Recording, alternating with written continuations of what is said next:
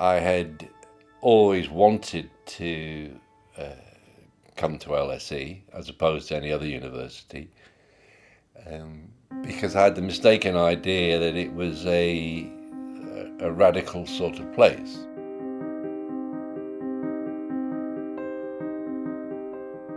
It's curious looking back, because what I remember about it is that a lot of the protest was about two things. One was the appointment of Walter Adams as director of the LSE. We were about to get a new director, Dr. Walter Adams. The protest was about his links with what was then Rhodesia, and it was a time when the politics of Rhodesia were highly complicated.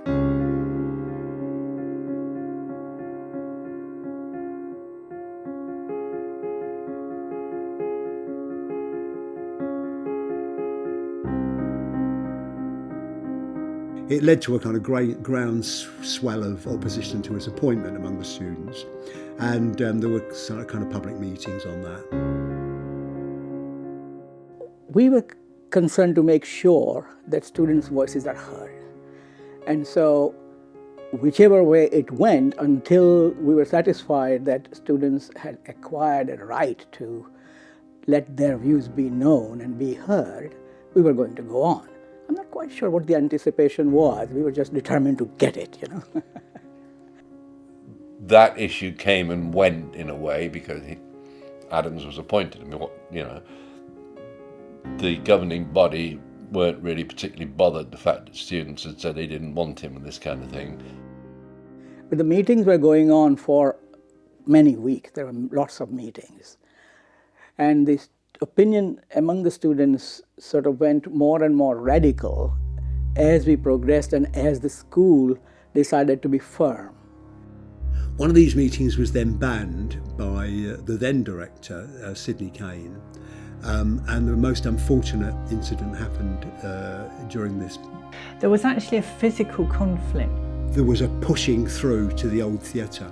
And I think it was at this moment that a porter had a heart attack and subsequently died.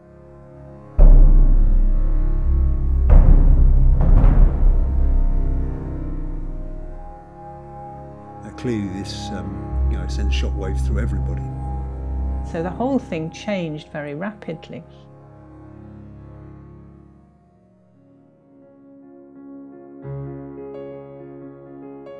Two people were picked out by the authorities to be put before the governors for a disciplinary action, and that was someone called David Adelstein, who was then the president of the Students' Union, and Marshall Bloom, who was the president of the Graduate Students' Association.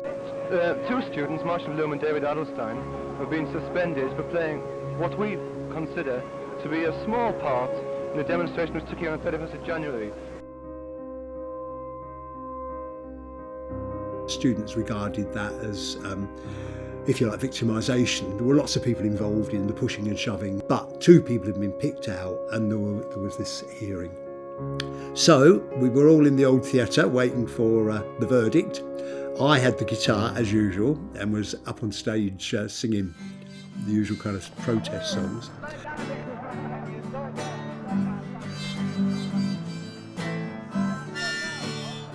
I'd always played rock and roll music, played the guitar.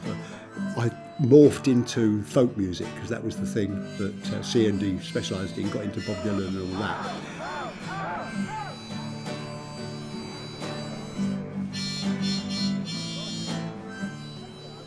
So we were waiting for the verdict to come through. When it came through, it was announced that they were suspended, the two of them, for a term.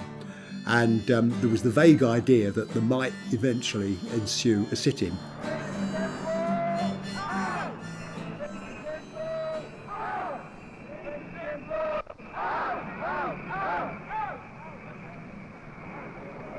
Peter Wotherston, who was the Student Union president by then, was waiting to put some kind of motion before people.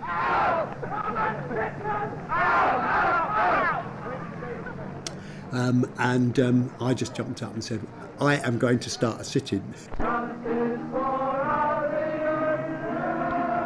So that saw us there for several days, sat there singing songs and all that sort of stuff. And it developed into quite a national focus.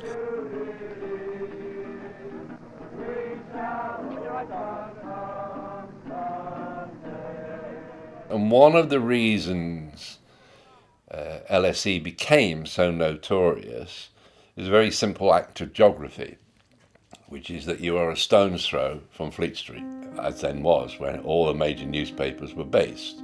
So journalists were able to pop along here and interview people and write about it. And then there were marches throughout the country in support of us, blah, blah, blah, blah, blah. So that was quite significant. The other issue was the way in which the LSE reacted to the possibilities of student sit-ins, because in 1968, of course, student politics were coming to life, if you like, all over Europe. These people believe world politics are in a mess. A number of these people are students who call themselves the new radical left. Fantastic demo! They are determined and believe their most effective weapon is mass action and even violence.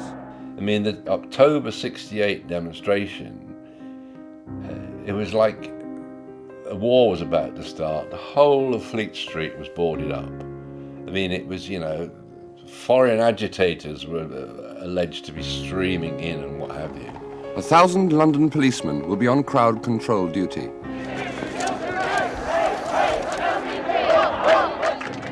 They railed against the Wilson government, against devaluation, against higher prices, against unemployment, against the wage freeze, in short, against the whole sea of British troubles.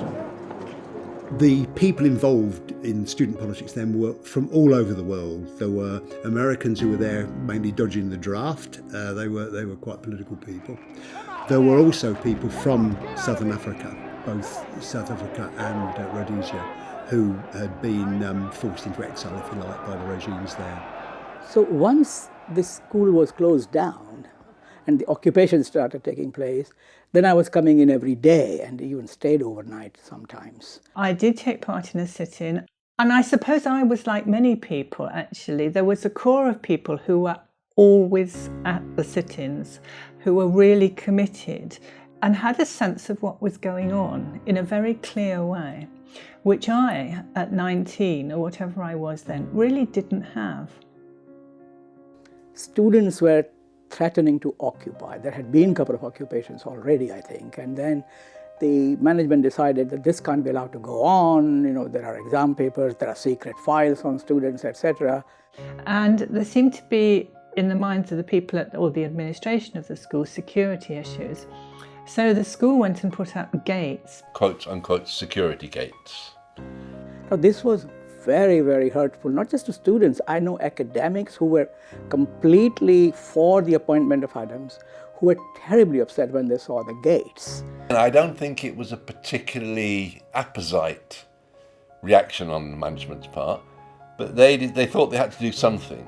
After we'd occupied the building for several days, there was the decision to put up these gates, which was generally regarded in the student body as kind of not very aesthetic, to put up these great iron gates at various junctions particularly within the old building. The first gate was just as you entered the old building and tried to go up the stairs, that's where the gate was. And so you could not continue going in different parts of the school. That's how they were placed. And just preventing access between bits of the school or making it more difficult. And then that clearly enraged the student body. This was a real red flag, I suppose, to people who felt that the school was becoming very much committed to a set of values which for many of us at the time we didn't feel were part and parcel of the LSE. It's supposed to be a centre of academic freedom, a centre of openness, and here you are like corralling us into like cattle. And so that led to the debate in the Students' Union that the gates be taken down.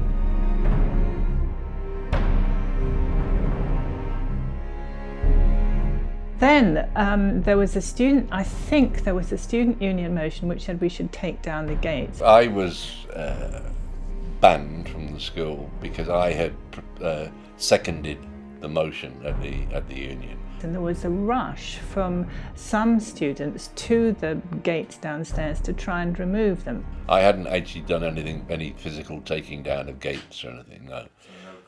No. It missed the actual removing of the gates because I wasn't here when the decision was taken in the Students' Union. And then one of my flatmates went home and brought some things to remove them. But I didn't join in with the breaking down of doors because how was I going to break down a steel door? And the consequent closing of the university, the banning of some of us, and big headlines again, LSE does it again kind of thing. So it was all very complicated. I mean, I don't think you can put this down to one issue. The question was this coming together of issues which were part of European politics, mainland Europe politics, global politics, decolonisation, and then just, of course, this very internal issue about a couple of metal gates. So there's a kind of pyramid going on there where these gates became such a sort of central issue.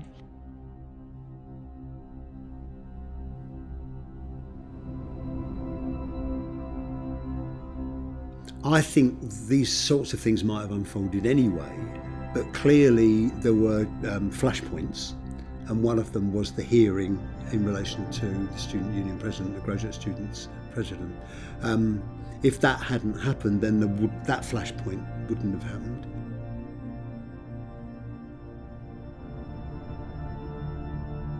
The actual optimism that occurs when people do things together was very important, because you actually suddenly realise that maybe you had a voice. The idea didn't even occur to them, the students might have something to say.